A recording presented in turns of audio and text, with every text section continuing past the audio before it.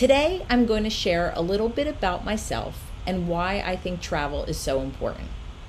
You may be laughing to yourself about the Bitmoji and thinking, oh my gosh, that is such a middle-aged woman thing to use for an image. And yes, it is, because that's who I am. I'm a middle-aged woman. We middle-aged women use these silly images to share our feelings, make each other laugh, and we totally get it that it's not cool and we're fine with it. I get it that you may not be able to identify yourself with me or my Bitmoji. And what I know is that every one of us has a journey and we learn so much about ourselves along the way. And if we're super lucky, we learn from experiences, grow into better people, and share ourselves so others benefit from our knowledge. So I welcome you to step outside of your comfort zone and share my journey with me. So who am I? Where did I come from? I'm a daughter of a teacher.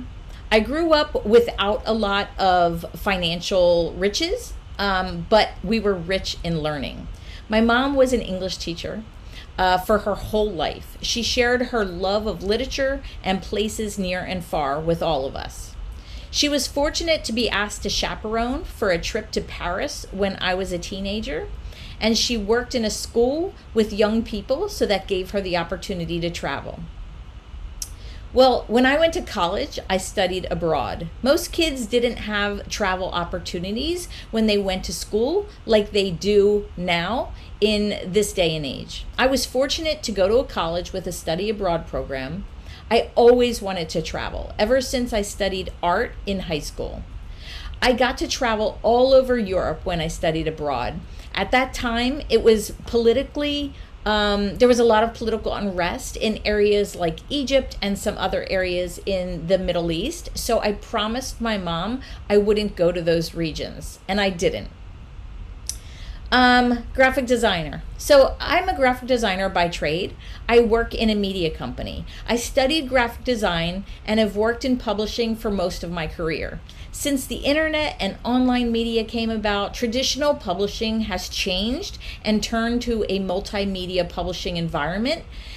This learning about multimedia has given me an opportunity to use it in other areas of my life. But I will say that I work to live and I don't live to work. I really have a passion for travel.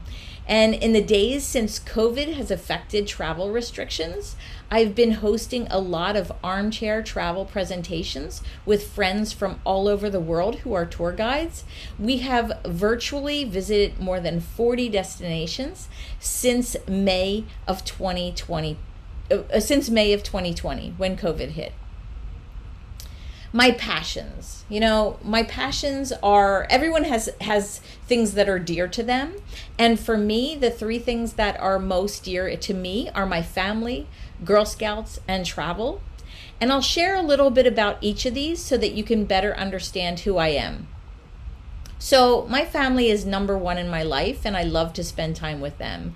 And when you think about an image of a happy family, it's usually with them sitting around a table during a holiday or just enjoying each other's company, like on a snow day or a family gathering. The time where you sideline your responsibilities and just enjoy the moment of each other. Those are some of the most enjoyable times with family, and I think that you can agree with that. For this, one of the hidden blessings is of COVID.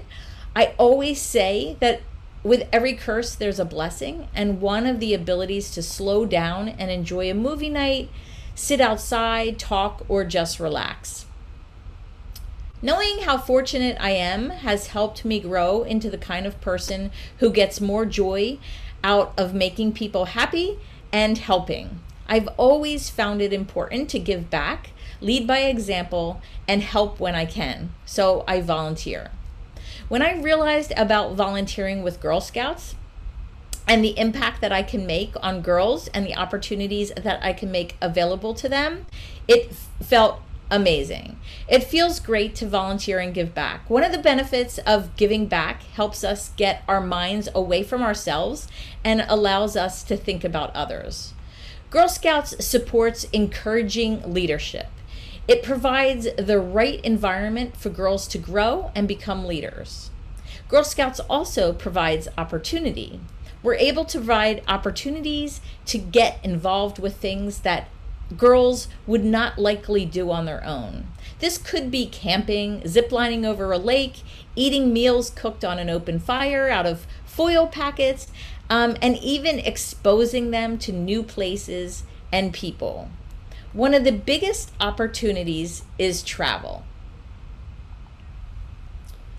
So travel provides so many benefits to people.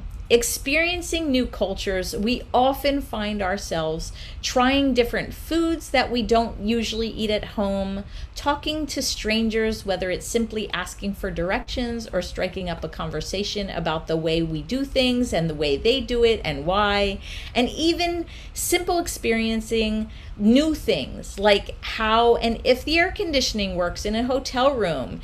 It's all good experiences which allow us to get outside of our comfort zone.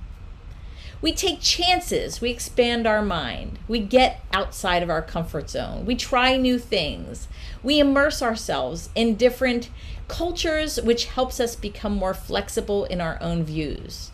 When we open ourselves to the world and its people, the world opens up even further to us. It allows us to let go. It creates unity. Our social skills improve dramatically. The more people we meet, the more we tend to grow into better people. Good travel even improves our ability to trust. We become more alike than we are different. Travel also reduces stress and anxiety. Genuine travel reduces anxiety. Traveling gets us away from the rat race of school or work or domestic grind of life. It connects us back to the world. Our materialistic, hyper-possessive lives fade away as we suddenly become more engaged with the world. We become more aware. Travel makes us more resilient. Traveling exposes us to solving problems, experiencing new things, and this makes us able to problem solve in our own lives. With travel, we experience our home and country. Many times, just leaving this country and our very fortunate lives gives us a much needed perspective of appreciation for what we have. Hopefully, providing us insight of how much we have and how much we give others. Okay, so what better to do than combine two passions of mine, which is Girl Scouts and travel. Girl Scouts and travel share a lot of the same growth values and opportunities. A few years ago, I started a Girl Scout travel program, and since we have visited more than a dozen countries.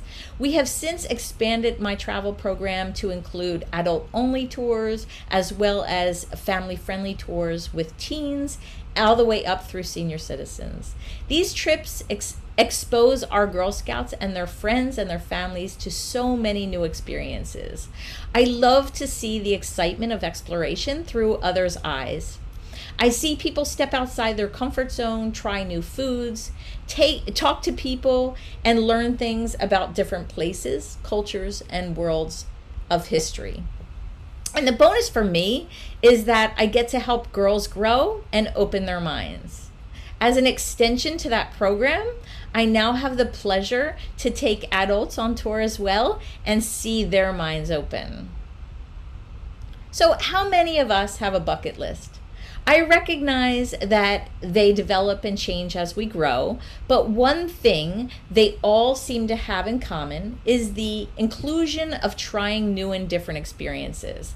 I've never known anyone to say that the top item on their bucket list was staying home, eating a grilled cheese sandwich, and watching reruns, right? A bucket list is reserved for new and exciting experiences. And mine always seem to involve travel to new and different places. Well, ever since I was in high school, as I said, I've had a bucket list. When I went to high school, I took every art class that they had to offer. So what happens is I didn't, back in the day, they didn't have AP classes like they do now. So the teachers were thinking like, what can we have her do that really inspires her throughout art if she's taken up all the art classes?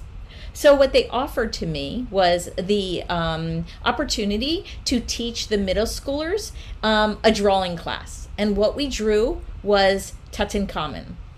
I was really interested in archaeology at the time and always wanted to go to Egypt.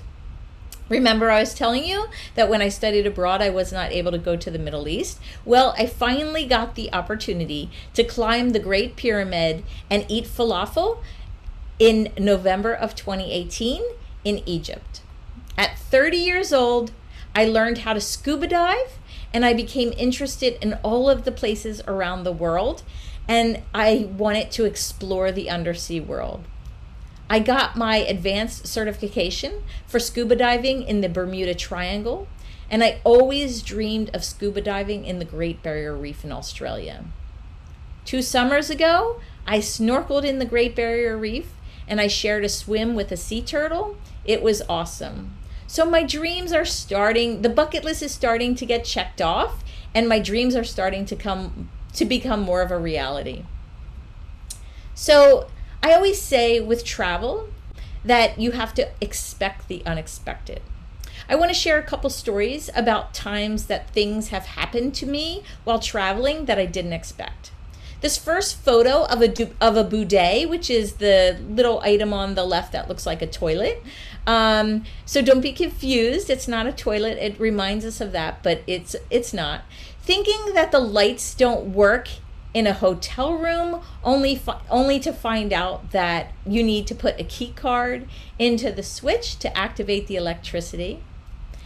Another one is not seeing the way to turn on a faucet and realizing that there's a foot pump to make the water come out.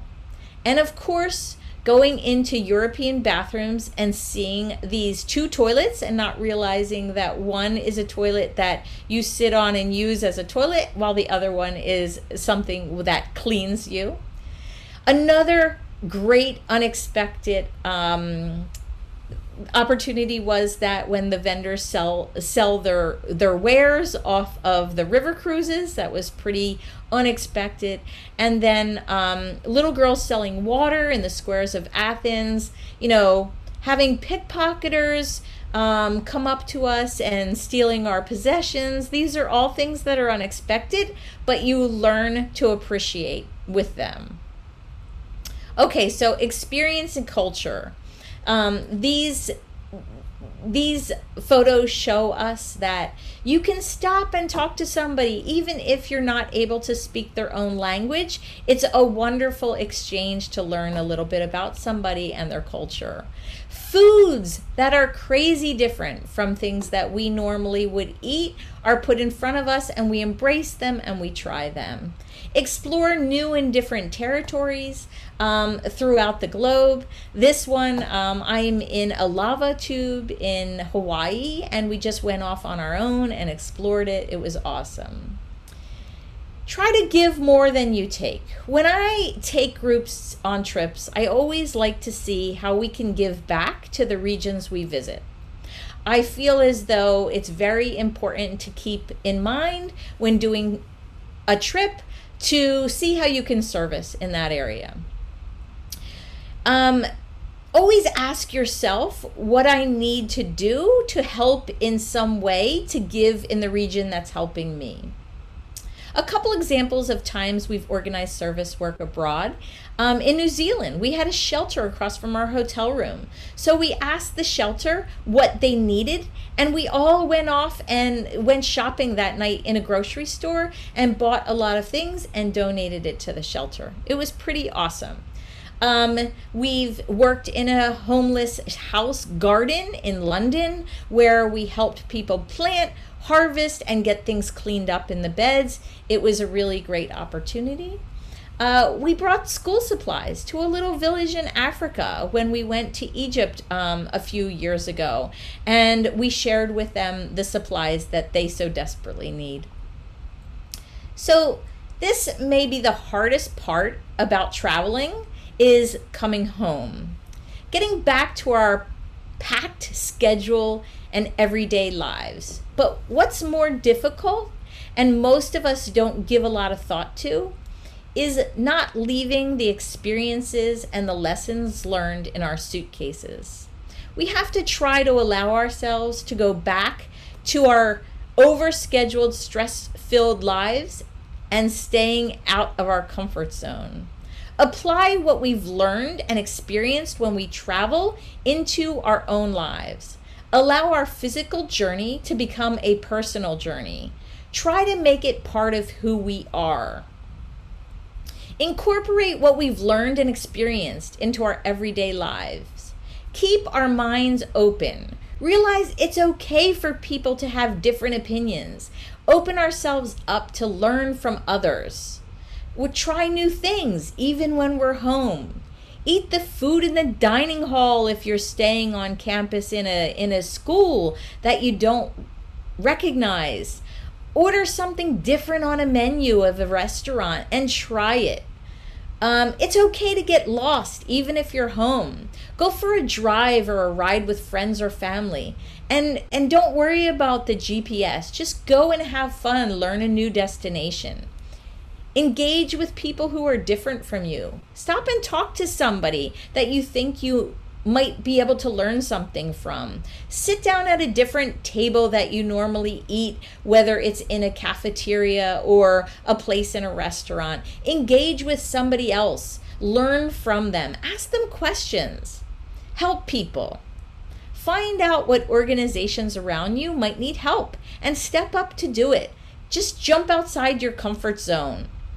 So that might mean texting somebody, calling somebody that you haven't seen lately. Look at your Facebook page and your Instagram feed and pick somebody out and re-engage with them. Give them a call, connect with them, go out for coffee. And the last thing is I'll say, look out, not in. There's so much out there that is being offered to us, and we get so caught up in looking on the inside that we forget that we can learn so much from the outside. How does this relate to all of us? Well, I guess I'm using travel as an analogy for us to realize that we all have our own unique journey and we should embrace it. We should learn from the experiences we have in life and open ourselves up to new ones. Use the benefits of what we learn through travel that allows us to be aware of and understand the wider world and our place in it. We should take an active role in our community, work with others to make our planet more equal, fair, and sustainable. Traveling teaches us how to be good global citizens and helps bring us an understanding of the world and its events. It's really important for us to not just do that while we have our suitcase and lugging it along, but really while we're home living our lives on an everyday basis. Use the same principles we learn when we travel in our everyday lives so that we can be better people away and at home. So that's really all I say is thank you very much. I know that this is probably lessons that you are well aware of, but maybe just seeing me talk about it will keep it front of mind.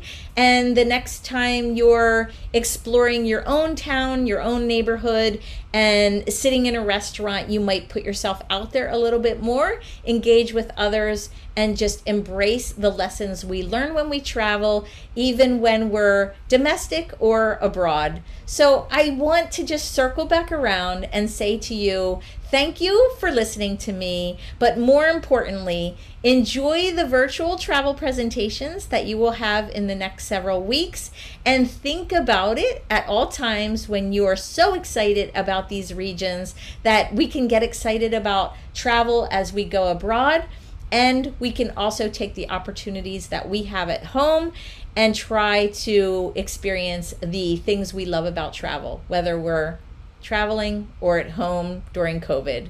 So thanks a lot, and enjoy all of the the virtual tours that we have to offer. And if you need to reach me, my email is there. Please feel free to reach out. Take care.